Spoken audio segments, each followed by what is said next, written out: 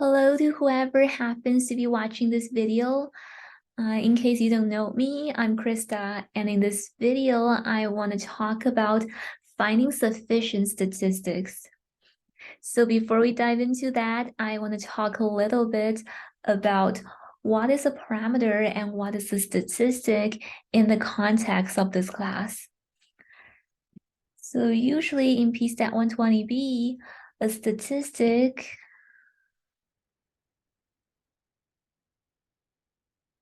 is a function of the y's. So it's a function of y1, y2, all the way through yn.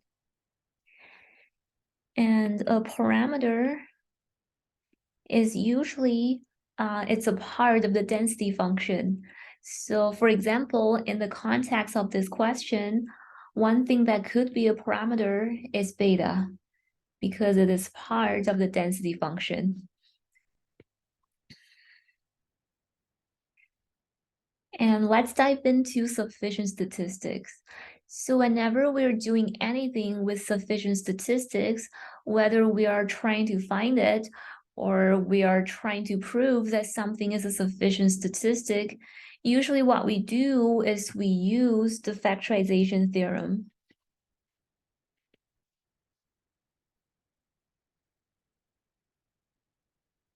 So what does this theorem say? It says a statistic, let's call it S, and it's a function of y1 all the way through yn by the definition of statistic. So our statistic S is sufficient for parameter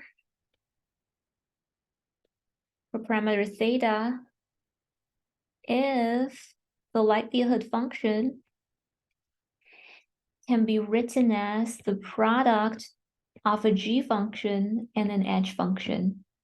So the g function is a function of our parameter theta and our statistic S. The h function cannot include our parameter theta. So usually it's a function of the observations y1 through yn.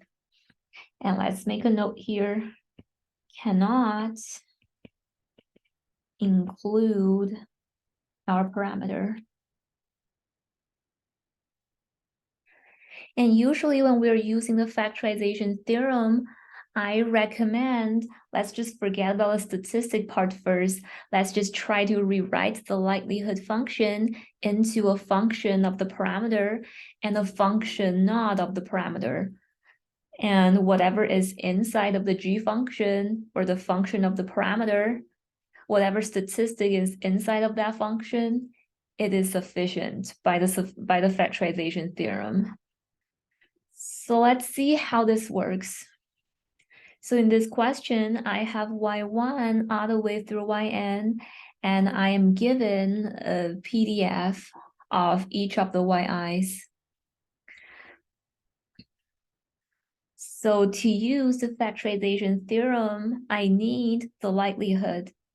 So let's find it first. So the likelihood function is a function of the parameter, and it is the joint PDF of all of the yi's.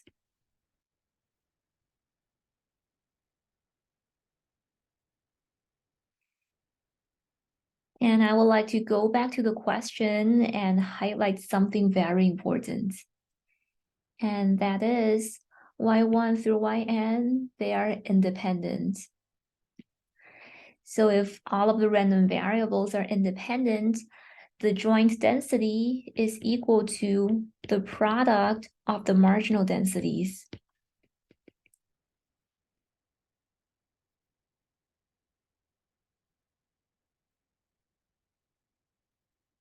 And let me rewrite it in a more compact form. And that would be the product from 1 to n of the density, the marginal density of yi evaluated at yi, lowercase.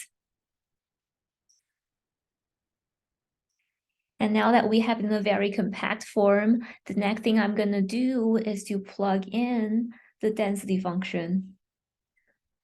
And because y1 through yn, they're all identically distributed, they all have the same density function, and that's the PDF that we're given. So let me plug this in, but we have to be very careful here. So let's plug in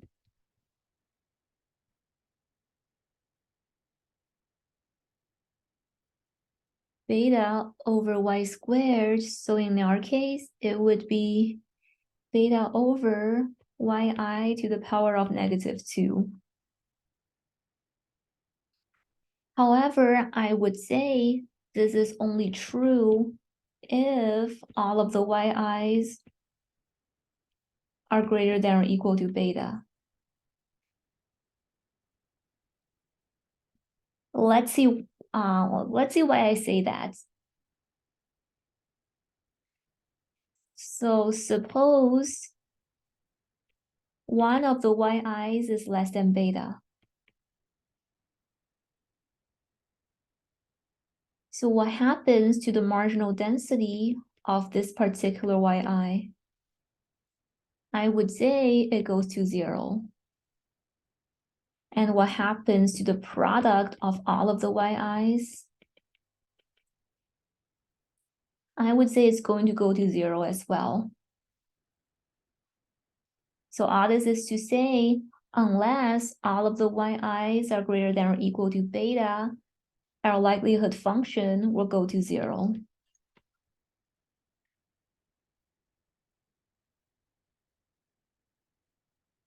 So this is the caveat here. We have to be very careful about when this likelihood function is not 0 and when it is 0.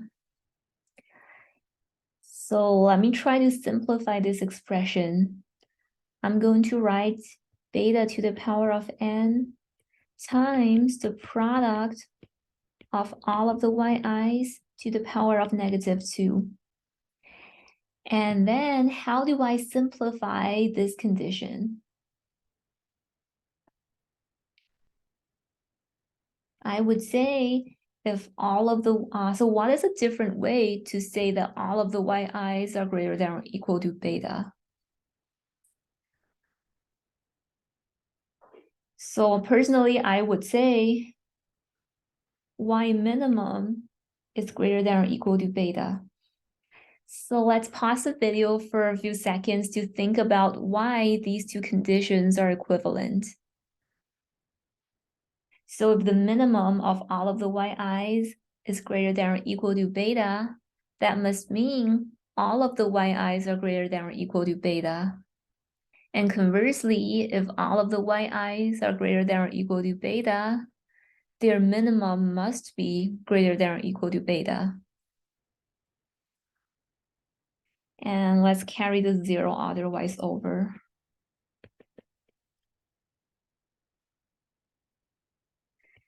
So I still want to simplify this expression further. It's kind of hard to work with a two-part likelihood function, and I want to turn it into a one-part function. So how do I do that? Personally, I would use an indicator variable. And the indicator variable I'm going to use is indicator subscript, the minimum of y greater than or equal to beta. So what this indicator function is saying is that this function takes the value of 1 if the minimum of all of the yi's is greater than or equal to beta, and 0 otherwise. So take a few moments to convince yourself of why these two expressions are equivalent.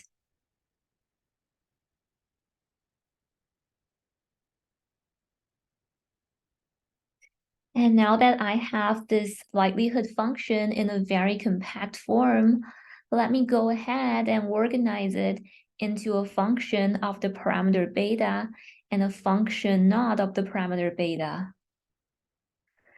So let me collect all of the terms that has beta. we have beta to the power of n times the indicator function.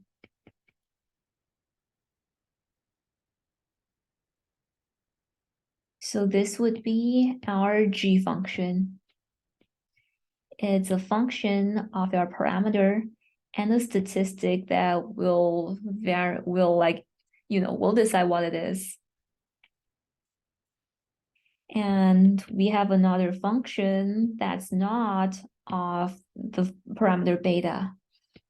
And this function would be the product of all of the yi's to the power of -2. And this is our edge function. It's a function of the observations and not of the parameter. Oh, sorry, it shouldn't be theta. Our parameter here is beta.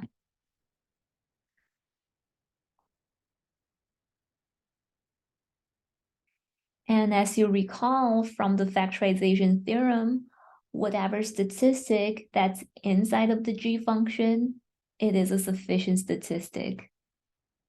So let's look at our g function here and let's see which statistic is inside of the g function. I would say it's y minimum. So by the factorization theorem, y minimum is a sufficient statistic for beta. So we have found it, and our sufficient statistic is y minimum.